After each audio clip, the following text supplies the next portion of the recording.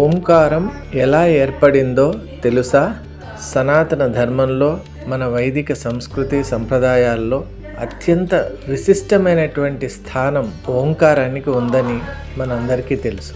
అయితే అసలు ఈ ఓంకారం ఎలా ఏర్పడింది అనే విషయాన్ని ఇప్పుడు మనం తెలుసుకుందాం. సృష్టి చేయాలి అని సంకల్పించిన బ్రహ్మదేవుడు గొప్ప తపస్సు చేశాడు. ఆ తపస్సు చేసే సమయంలో వారి కంఠం నుండి 2 దివ్య శబ్దాలు వాటంతటికి అవే స్వయంగా ప్రకటితమయ్యాయి. అలా ప్రకటితమైన శబ్దాలే, వెలువడిన శబ్దాలే ఓంకారము, అథ శబ్దం.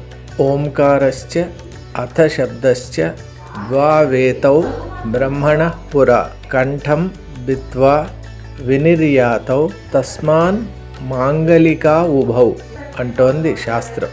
అలా బ్రహ్మదేవుని కంఠం నుండి ఆవిర్భవించిన ఆ దివ్య శబ్దాలే ఓంకారము, అథ శబ్దం. అందువల్లే అన్ని మన మంత్రాలన్నీ కూడా మహామహిమాన్వితమైన శివ పంచాక్షరి తీసుకోండి, ఓం నమ శివాయ అని ప్రారంభమవుతుంది. అలాగే విష్ణుపరమైనటువంటి అష్టాక్షరి మంత్రం తీసుకోండి, ఓం నమో నారాయణాయ అంటూ ఓంకారంతో ప్రారంభమవుతుంది. అలాగే ద్వాదశాక్షరి అయిన ఓం నమో భగవతే వాసుదేవాయ అని ప్రారంభమవుతుంది. అలా మంత్రాలన్నీ కూడా ఓంకారంతో ప్రారంభమవుతున్నాయి.